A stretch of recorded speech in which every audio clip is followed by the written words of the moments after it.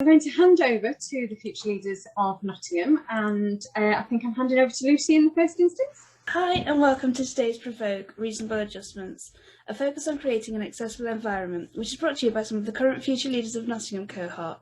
Today you'll hear from myself, Tricia, Tracy, Tom, Kelly and Joe. We will also be in the breakout rooms afterwards to help with discussions. Today's topic, reasonable adjustments, has an obvious connection to disability, but deep down the need for an accessible environment resonates with and benefits everyone.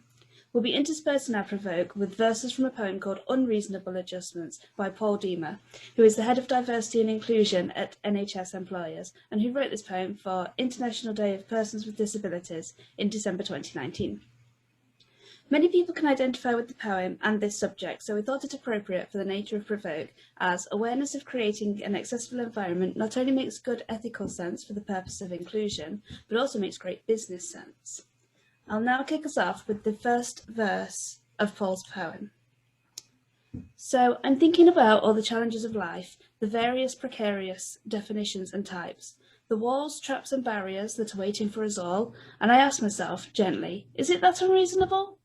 What's reasonable to one isn't reasonable to others, but surely we're essentially just sisters and brothers, all made from the same stuff and equally vulnerable, so I ask you again to rethink what is reasonable. And I will now hand you over to Tracy. Definitions of a reasonable adjustment. Reasonable adjustments remove or minimise disadvantage experienced by disabled people in access to employment or services. Adjustments may be permanent or temporary in nature.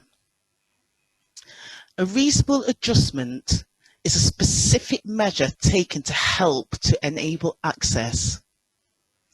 Other measures may be taken in society to make a more accessible environment. And some of the examples are, if there's a community talk being organised and there's a potential of people with hearing impediments or deaf people there, why not have an interpreter? Or why not have an interpreter as standard? And I was just also thinking, using the gym is not exclusive to able-bodied people, so why not have a facility for guide dogs to be able to be present within the gym, or at least allocate a time where that would work? And also you sometimes see or read on job person specs, driving is essential. But it's not always. And if driving isn't essential for a job, why put it in the person spec? Why further isolate people? I'll hand over to Tom.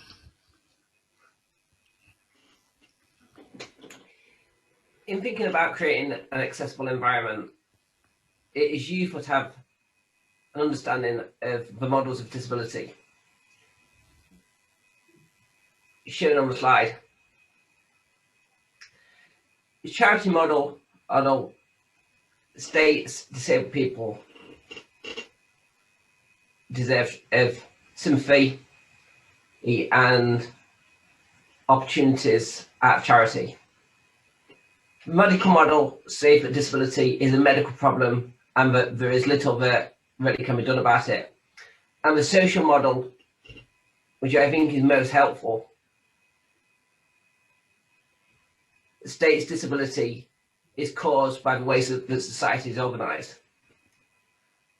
And that if society was organised differently, people wouldn't be disabled, they would just have their impairment. And so the disabling factors would be removed. It's probably easiest to think about a wheelchair user in the context of a social model. So the social model would look at if the problem for a wheelchair user is getting into a building, and then it is if the problem that the person's legs don't work if they should, or if the problem that the building doesn't have a ramp. Clearly, the social model would say that if the problem is that there isn't the the ramp to get into the building. But myself, I am severely visually impaired. One of the things I like to do is to water ski. I need an instructor to whistle at me rather than use hand signals. And if that was as a standard thing, I wouldn't have to rely on a specific charity in the opportunities I have to undertake that activity. And it's just a really useful way, I find, of thinking about how we create an accessible environment and overcome the barriers as provided in society. Kelly will now read another part of the poem. Is it really so hard just to not speak so fast? Or to arrange meetings without thinking to ask?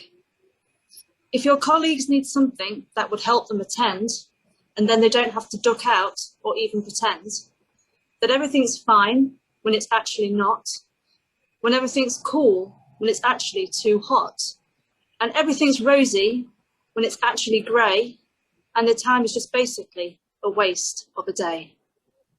I will now pass on to Trisha. Thank you.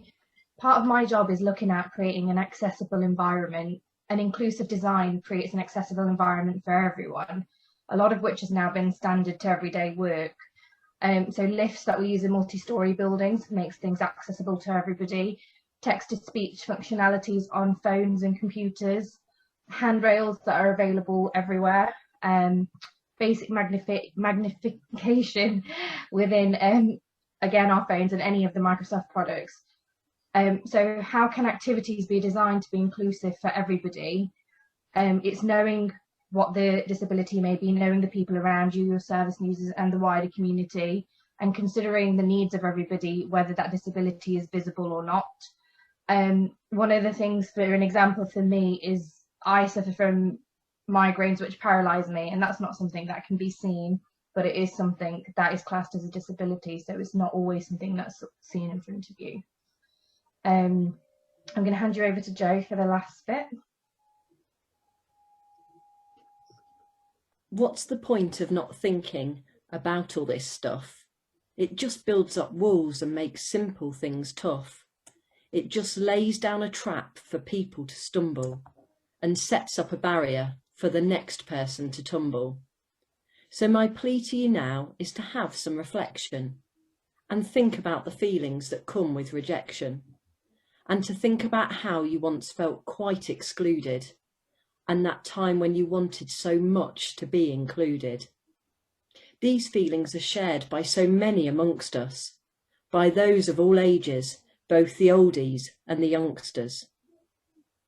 So that's the end of our presentation part of it today. As you will probably know with Provoke, what we do is we split up into groups and we ask you to consider a couple of questions. And the questions that our group have written for you is, are there any barriers that you encounter when accessing goods and services?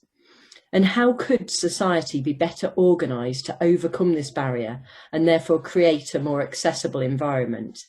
And if you yourself don't have particular barriers that you need to overcome, can you think about things that other people may need to and what we could do to make our areas better?